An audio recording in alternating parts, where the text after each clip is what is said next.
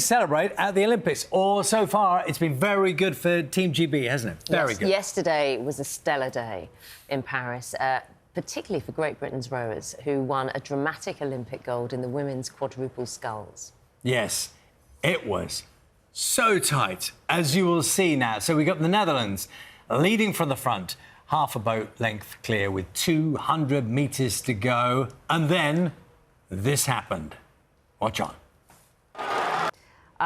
Lauren Henry, Hannah Scott, Lola Anderson, Georgie Brayshaw. And afterwards, I mean, the tension for a start was way too much. I remember just standing and screaming whilst watching that. But afterwards, they were awarded their medals by Princess Anne. That's right. And I think it was Georgie, as I saw her with the medal being put on her head. I can't believe it. But they were so shocked. But they've done this to us before, where they've gone right up against them and just gone over the line. I always find it fascinating when you see that moment, and of course this was extreme, it was so tight. They don't know for sure. I think what they've said subsequently, we are going to speak to them, is that they thought they'd done that, just got it right. They did think that in the boat. But you see that it's the agony and the joy in the same moment. So they're screaming with pain from the exercise and for what they've just done. And at the same time, they're exalted by it. And you literally see them collapsing and celebrating and smashing the water. They're very special moments. And the great thing about the Olympics, and I think this happens with every Olympics, that you find out individual stories as well. So you end up, their names will trip off the tongue. You know, because they will be out there now, won't they? And we'll be finding out more and more about them and hearing their great background stories and them as a team as well. We are hoping to talk to them. Can we? Oh, yes, brilliant. OK, let's go speak to them right now. They are in Paris, of course. Hello, ladies. Congratulations. Hi. How are you feeling? Look, thank you. You're all looking brilliant. You've actually donned the Team GB kit for us here on breakfast. Thank you. You've got your medals. How good are those medals? No, we appreciate it because you actually might have wanted a bit of a lie-in today, so we do appreciate it. How good do those medals feel? No. It's starting to sink in this morning. What's just happened. Yesterday I was just still in the clouds, but I'm starting to realise that we've just become Olympic champions and it feels really good. I bet it feels fantastic. Georgie, I'm sure I saw you say to Princess Anne, I can't believe it, when you got the medal over your neck. I'm sure I saw that. Is that true? And what did she say to you? Because she came along and just her being there and presenting the medals is a great thing anyway. Yeah, it was such an honour to meet her. We also met her at the British Embassy a few days ago and we're just starstruck. It was amazing. But she said to us something like, you left that a bit late. And, you know... Where we are in the race. And I had this thought when we went over the line that I was like, I am slightly ahead of the Dutch bow girl. But then I wanted to sit and wait until it came upon the... But you really did cause quite a bit of tension and anxiety. Whose fault's that? Yeah, I call the plan, so I feel like maybe I'm taking that one on. That was the plan. That was the plan. We were just going for a little crowd pleaser there, and people told us rowing's a bit boring, so we just thought we'd keep everyone on their toes. But yeah, I call the race plan, and I was confident. Like, I was calling before we went through the Dutch. I was like, we've got this, and the girls were loose, we were calm. Like I said before, you don't panic in an emergency, and that's what we did, and we went through. But yeah, like, for that reason, like, I'm just so proud of what we did, and it was so cool. But yeah, maybe I'm taking charge for that one. But well, do you know what? You take charge of the win as well. So Hannah, and you're absolutely right. Not that I think rowing is boring, but that race certainly was exciting. So, and it's a thriller that we will remember for years and years and years. Lola. Wow, you've been... No, pleasure. Lola, you know, what we love about the Olympics is we get to know you guys. And, you know, maybe we wouldn't have recognised your faces before the Olympics, and now we will. And we love backstories. And, you know, we're celebrating today, but everyone will have someone special that they're remembering. And for you, I imagine one of those people is your late father. Yeah.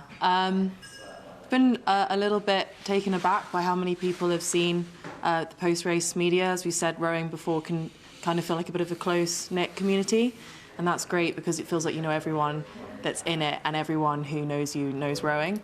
But as you said, everyone can relate in some way or another, unfortunately, at some point in their life to grief and losing a loved one, and the amount of support and just amazing comments from complete strangers that have reached out just to say well done and to sort of reassure me that my dad would have been proud. You know, it's really touching, and yeah, I guess it shows how unique and special it is to be part of something like this, like the Olympic Games. Like, it really brings people together from all walks of life, and I'm very, very proud to be here with these girls, because I wouldn't be here if it wasn't for them as well. So, it's also testament. It's also testament to having faith, and just because what happened, because some people might not know what we're talking about. When you were, I think you were, it was in 2012. I think maybe you were 14. You wrote in your diary and said, "I want to be an Olympian," and then you tore it out because you thought, "Oh no, don't be silly."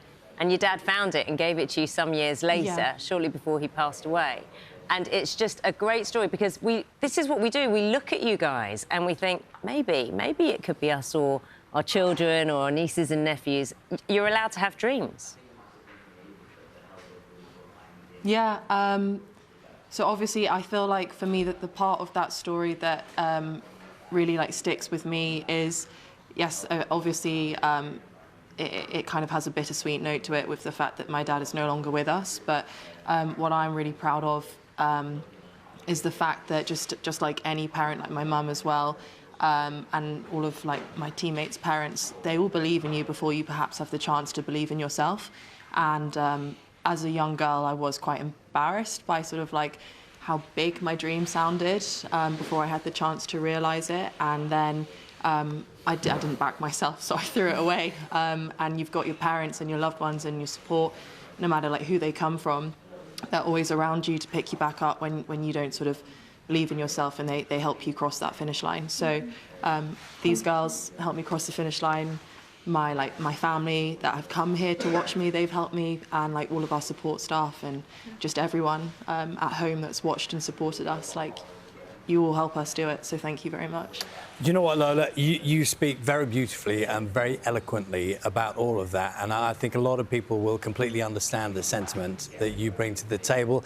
Can I ask you, on a slightly note night, Georgie, what's the rules on wearing the medal? Now, when you've won a gold medal, do you literally wear it the whole time now, so everybody knows wherever you go, you've got a gold medal? Is there etiquette involved? What's your rules here? Yeah, I'd love to wear it all the time, but I definitely want to keep it safe. I think Lauren slept with it on last night. I slept with it on the pillow next to me, just because if I woke up, I wanted to be like, is this a dream or did I actually win? Yeah, I touched it when I woke up at 5 o'clock this morning just to check that it all actually happened, and it was there, and it was still very heavy. It's also quite a weapon. It's heavy. You could do some damage with this. So dancing around with it yesterday. It was smacking about, and we thought it was going to give us a black eye at one point. Yeah. It's a great insight into very cool. what you do with the gold medal afterwards. So sleeping right next to it, having it right next to it, and that moment when you wake up in the morning, sometimes you don't know where you are or what you've done the next day. I do sometimes. Did any of you have that moment? You go, do you know what? I'm waking up as a gold medalist. Did you have that moment? Yeah. It set in this morning, what we'd done. Yeah, just incredible. Yeah, to be honest, I didn't sleep, so I haven't woken up yet. I've just been awake all night, so... Oh, it's understandable. Do you know what? It must feel fantastic out there. Just wait till you get home, because we're all so chuffed for you. We're all so proud and just delighted. And thank you. Hannah, thank you for the thrill. Most of all, thank you, all four of you, for winning. Thank you for winning and for just all your hard work. Enjoy it out there. And, yeah, no sleep. It's great. Just enjoy celebrating. Congratulations. Thank you very much. Thank you. Bye. See you guys. Bye. Bye. Bye. My favourite people. Oh, my favourite so people good. of the morning. Just loving the moment, and well deserved.